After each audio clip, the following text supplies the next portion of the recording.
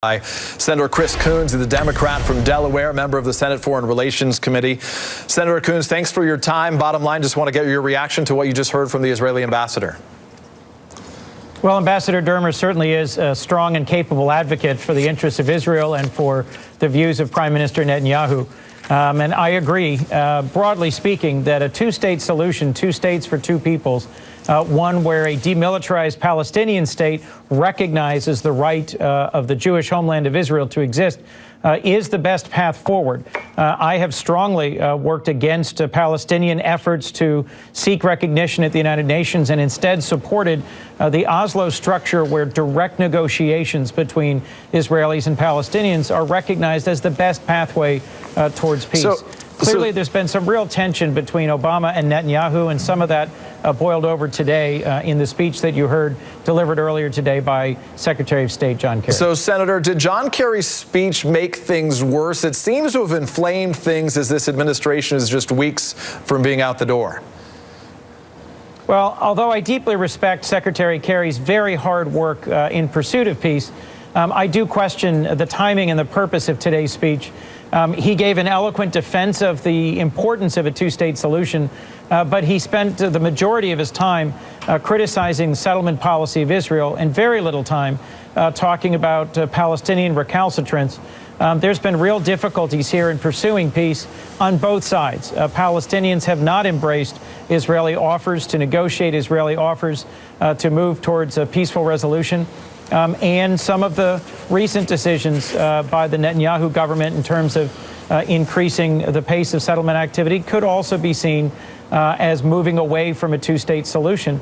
But the way for us to make progress is not by speeches given in the last 3 weeks of one administration, but by pushing both parties respectfully, privately, to negotiate with each other, not in a public scolding such as I think Secretary Kerry delivered today. So, Senator, what do you see as the future of the U.S.-Israel alliance under Donald Trump and Benjamin Netanyahu? Well, it's tough to know exactly what President-elect Trump will do on any issue. In the course of his campaign, he changed positions so many times on many key core issues. But who he's choosing as his ambassador really does send a fairly strong signal.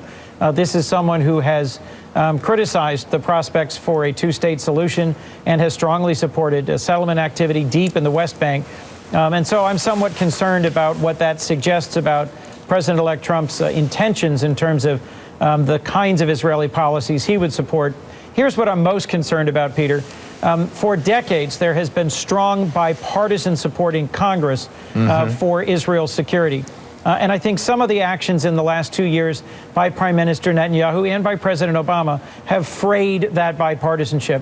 And I don't think President-elect Trump is going to contribute to a restoration, a strengthening of that bipartisanship if he doesn't meet with us, consult with us, and spend more time preparing for this very difficult part of his presidential leadership rather than tweeting about it in advance of Inauguration Day. Senator, I want to switch gears, if I can, quickly to another pressing foreign policy issue, that is the Russian hacking.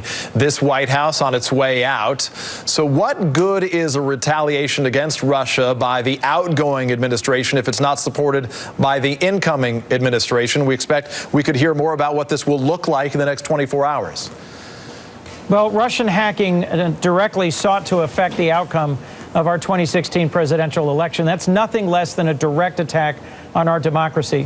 While long overdue, I think it is appropriate for the Obama administration to take strong action, and I think there will be bipartisan support for that.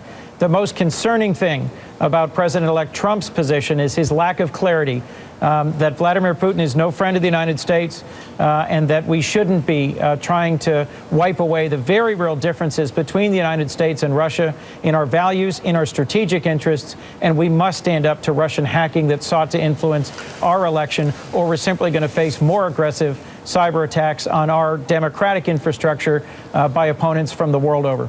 Will the Senate Foreign Relations Committee hold hearings on ways to retaliate against Russia? I expect they will. Chairman Bob Corker of Tennessee has said he intends to hold hearings, and I would strongly support that. We should have had hearings months ago. I called for hearings back in August when there was first clear evidence of Russian attempts to influence the election, and when President-elect Trump inappropriately invited Russia to try and hack into Secretary Clinton's emails. So I frankly think this is months overdue, but I am optimistic that we'll see hearings by Armed Services, Intelligence, and Foreign Relations committees early in the new year.